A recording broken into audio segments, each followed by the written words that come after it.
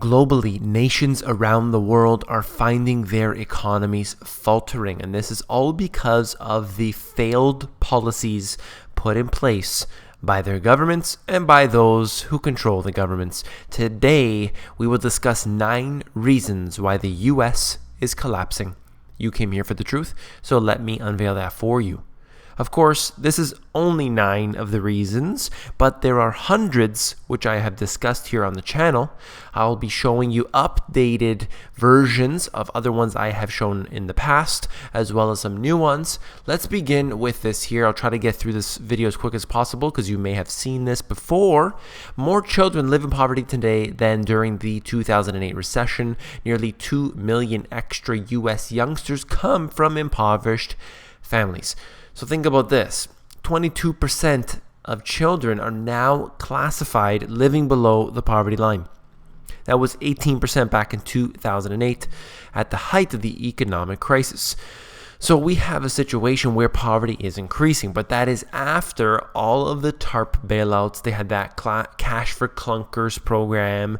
They had all these different TARP type activities that they were running here, trying to make things easier. Interest rates are all the way down to the bottom. They have implemented QE. When basically money is being given out for free, the economy is still dying. People are more poor today than they were at the height of the economic crisis. This should be a concern, but of course it is not. Let's move on right here to a connected chart, home ownership rate for the U.S. As you can see, since around, in the early 2000s there, it peaked out because of all the programs that were put in place, Fannie Mae, Freddie Mac, subprime, all of the different alphabet soup of trash with the adjustable rate mortgages and interest-only mortgages and all of this, where you have a declining rate ever since. It is a straight line downward, just as it was a straight line upward throughout the 90s into the peak. This is all because of the programs they put in place, had nothing to do with the economy itself. Then we move on to this, another thing here out of the Federal Reserve's own website, St. Louis Fed specifically. Government social benefits, federal supplemental nutrition assistance program. We're looking at SNAP, also known as food stamps. We have an increase here that has been going on for decades, of course, but if you look at how it has increased since approximately the year 2000, you could see it moving up in practically a straight line. Since the financial crisis, it has become exponential, and there isn't any reason to believe that this will go down anytime soon. The only way it will go down is if they continue to pull money out of the program. That's why it dipped down a little bit, simply because they pulled money out. They stopped expanding it in monetary terms here. So this is what happens. They can play with the numbers all they want, but more people are in need of food assistance now than ever before. Then we look at this. The price of ground beef has been steadily increasing year over year over year, and this is going to show you the real rate of inflation. Is the ground beef worth any more than it was 2 years ago, 5, 10, 20 years ago? No, of course not, but it just costs more dollars to buy that ground beef. The way that they calculate inflation, pretty funny. If people feel that steak is too expensive, they wipe steak out of their calculations and they put ground beef in there instead. So what happens when ground beef becomes too expensive? Do you put Spam in there instead? No, I'm sure they will eventually. Let's move on right here. Business closings hold steady while business startups decline. Business startups have declined steadily over the U.S. for the past 30 years, but the startup rate crossed the critical threshold of 2008 when the birth rate of new businesses dropped below the death rate for the first time. Okay, so what we're talking about here is that new businesses are not opening on U.S. shores. Why is this the case? Simply because there are too many regulations, too many laws that don't favor the small business. They favor the big business, the multi-billion-dollar businesses like Apple and GE and all of these companies who basically, they may have one building at the U.S. shore, but then they do all of their work offshore, whether that's making textiles or whether that's making cars or anything. They're built in the third world where they have no regulations at all and simply are able to funnel all of their profits right back into the corporation while not having to pay profits. It's pretty amazing the way it all works. But the small business owner, even the medium-sized business owner, doesn't get any of these benefits. That's why they are very upset. Let's look at this right out of census.gov. Trade in goods with China, and we look at the deficit that has formed. The font is obviously very small for you guys here, but I just wanted to show you this, that it has been increasing year over year on average, and we look at the statistics getting worse. It's not heading towards a category of being better at all.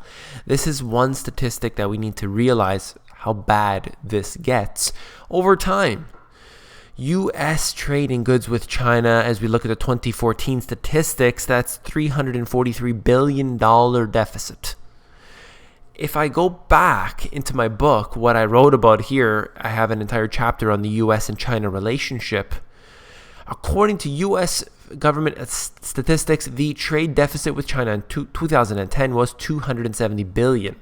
So in 2010, it was $270 billion. Now it's $340 billion. The number has increased significantly. Now, this can't be sustained because what we have here is any nation who owes money to another nation, or any person who owes money to another person or a corporation or what have you, they are in control. The people who have the money, who have been loaning that out to the people, they're the ones in control. That's what the banks love. They love their control. Here we have another chart to show you how Americans view their social standing. This is out of Gallup, I believe, and what we're looking at here is the middle class declining and the lower class really increasing significantly over the past few years. Now, of course, this is people's own opinions on that, but we do have these statistics to view, and it does show you the truth when you compare them to the actual indicators I have shown. Real median household income in the United States, one of the most important indicators that we can look at. You could see that peaked here at, let's say, around the year 2000. And what we have had is a decline ever since. We will not get back to where it was before, simply because you can't get back to it when everything has been shipped overseas, something that I've got into many, many times before, but this is definitely one that you want to keep an eye on, as well as this. Civilian labor force participation rate. This is the actual unemployment rate. The way I look at unemployment rates, you need to pay attention to this statistic. Very, very crucial, and you can see that we are at decades low right now, and it seems to be declining. This is one of the indicators that we need to watch out for as well. Last but not least, I wanted to show you this. This is at an Obama rally in 2008. You may remember this video.